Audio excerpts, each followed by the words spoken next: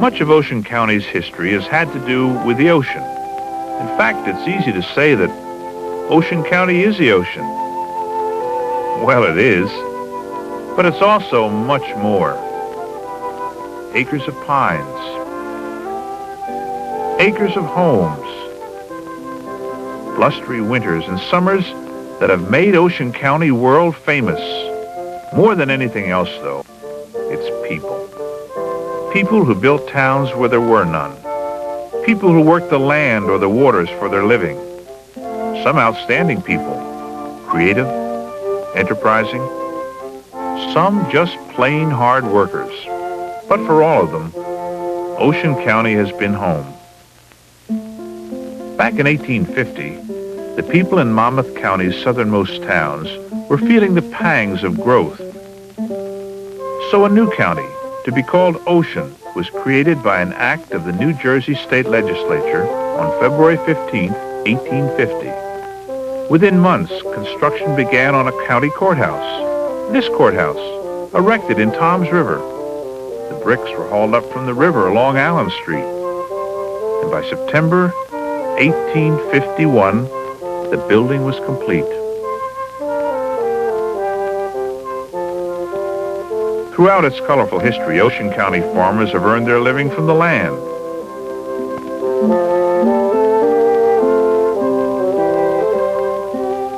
Other enterprising characters erected oil wells in Jackson Township, but they watched their fortunes fade when the wells only pumped water.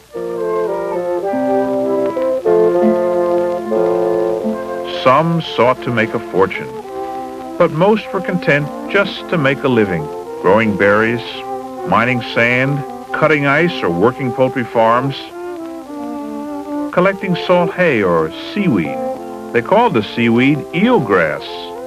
And the B.J. Kinsey Sea Moss Company, operating out of what is now Harvey Cedars, was one company that did a healthy business selling bug-proof, fire-resistant eelgrass for use in coffins, mattresses, and the upholstery in Model T Fords. By far, the most bountiful of Ocean County's offerings have come from the sea. Oysters, clams, scallops, and fish. Great pound fisheries all along the coast reap the daily harvest. Nets, supported by long poles set in the ocean floor, were arranged in a maze to take advantage of the fish's frantic instinct to swim towards the open sea when captured. On a good day, when the fish were running well, nets could be emptied twice, and boats came in so full that horses were used to drag the catch up from the surf. Fishermen were a rugged lot. Many were immigrants, Norwegians, Danes, Swedes, Portuguese, and Austrians. Fishing today is still a profitable industry and a popular sport.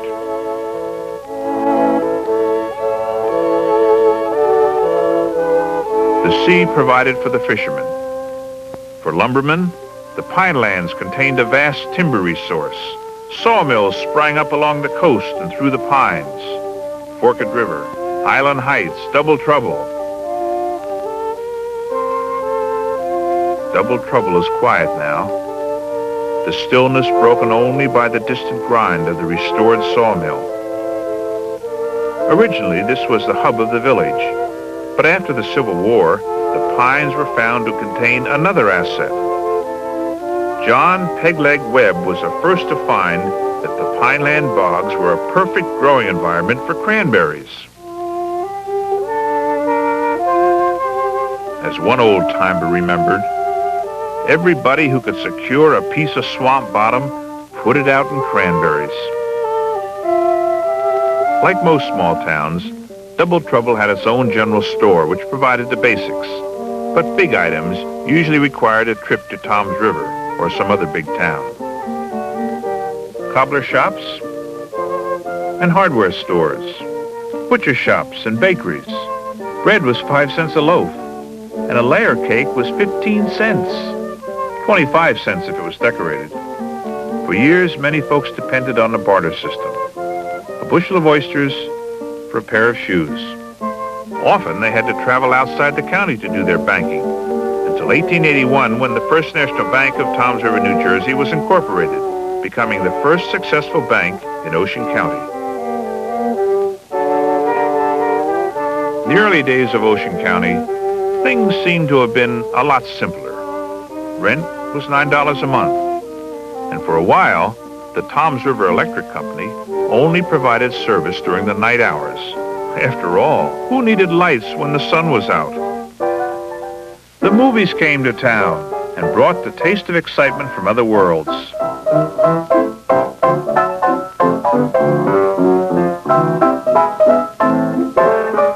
And movies became a great new pastime. In New Egypt, Rube Thompson used to walk through the streets with a megaphone shouting, "Come one, come all, big and small, to see the movie in Myers Hall." Oh, those were grand times. And there wasn't anything like a celebration to get people out. May Day, baby parades, and of course, the 4th of July.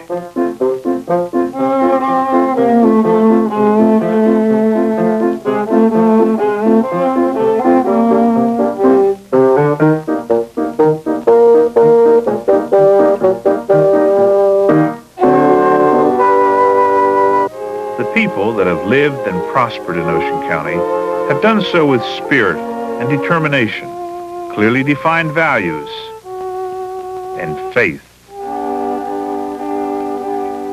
Churches were organized and built, first Quaker, Baptist, Methodist, and as communities grew more diverse, new religions were introduced to the area.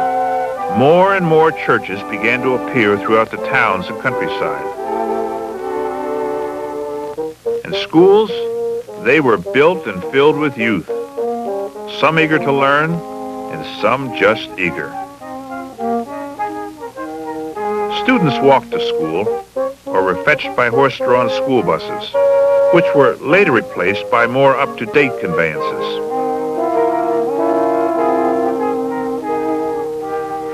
Some folks remember that in 1904, shore communities like Lavallette were not much to see. Sand dunes, a scattering of houses, a wilderness of beach plums and bayberries, and an abundance of Ocean County mosquitoes. But the isolation of the shore area would not last long. Roads were built, highways and bridges linked towns and communities, and opened up new areas.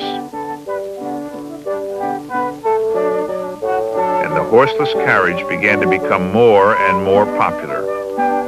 Things have changed a great deal since the days when a Model T Ford cost about $375 and had to run uphill in reverse when the fuel was low, and gasoline was 14 cents a gallon. But the one thing that probably had the most dramatic effect on the county was the railroad.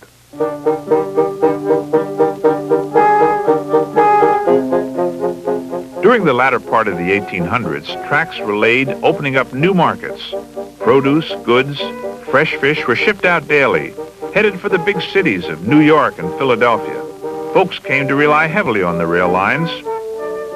In 1886, when the railroad was rerouted to bypass Tuckerton, ingenious clam diggers rigged a flat car with sails to run along the tracks and carry barrels of clams to market.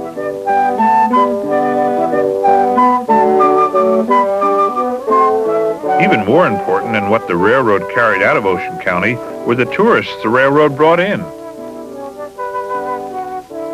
To attract tourists in the 1880s, entrepreneurs changed the name of Bricksburg to Lakewood. Bricksburg was too industrial sounding for a resort. Lakewood became a health retreat known for its therapeutic pine air.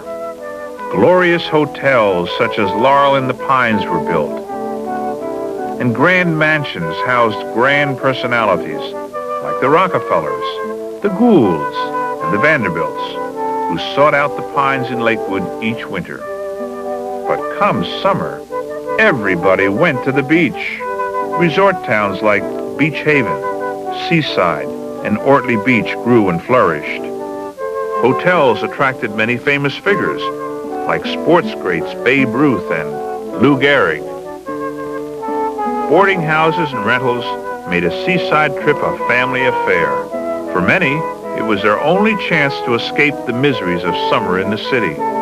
As the shore area became more popular, it developed a style and personality all its own.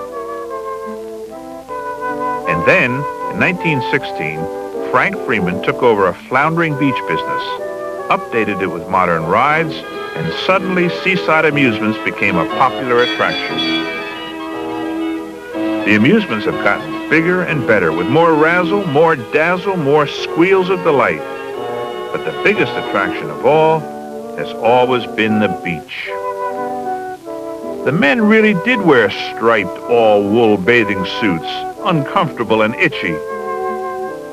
And women wore high canvas bathing shoes that laced up, black stockings like leotards, and over all that, a woolen dress, black of course. You could hardly get wet.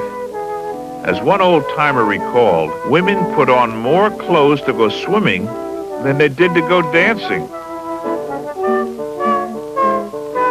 Oh, times have really changed.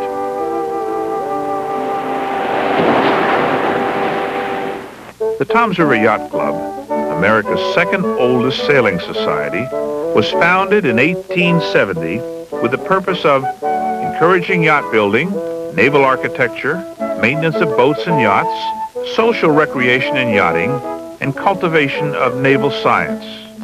Today, the Toms River Yacht Club operates under the same philosophy, as do yacht clubs throughout the county. Boating has always been a popular part of Ocean County life, but it became a really popular sport when the summer people started coming. Boats of all description dot the waters of the bay, the river, and the open sea.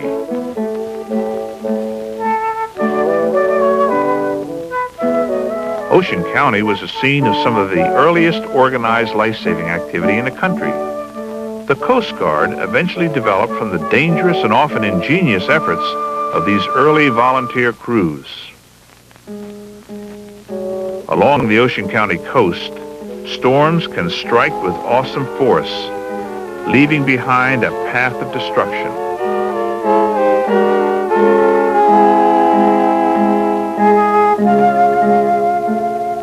Barney Gat Light, a grand sentinel to the sea. The original lighthouse toppled into the ocean one November night in 1856. The current Old Barney was built in 1858. During World War II, the War Department ordered a complete coastal blackout, and Old Barney's light was snuffed, never to be lit again. Old Barney is the most significant symbol of Ocean County, but perhaps the most significant event of the county took place on May 6, 1937 at Lakehurst Naval Air Station, when word of the tragic explosion of the Hindenburg was flashed around the world.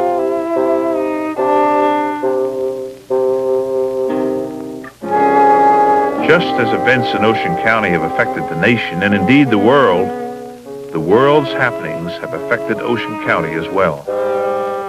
An old-timer remembered that when Prohibition came in 1918, rumors of rum runners whispered through the pines. But the temperance movement did not always arrive with a whisper. Alcohol is a deadly, double, narcotic, irritant, brain poison. It clogs the liver, it rots the kidneys, it inflames the stomach, it hardens the arteries, it weakens the heart, it softens the brain, it lowers the defensive power of the white blood corpuscles, it decreases the oxygen-absorbing and oxygen-carrying power of the red blood corpuscles, is just as truly a habit-forming poison as morphine or cocaine, and if you drink enough of it, it'll give you a green brain and a red nose and a white liver and a black heart and put a yellow streak clear through you. The Great Depression left its mark too, but in general, the people of Ocean County remember that they fared better than others. The sea always provided food. Through history, the people of Ocean County have proved to be a proud people, self-sufficient and diverse, but with a strong relationship to their surroundings, to the sea and the shore, and the pines. The Pinelands, controversial and with a many-sided character. a scene of fires that roar and race over acres of trees and sometimes homes. Huge fires fought by teams of brave volunteers.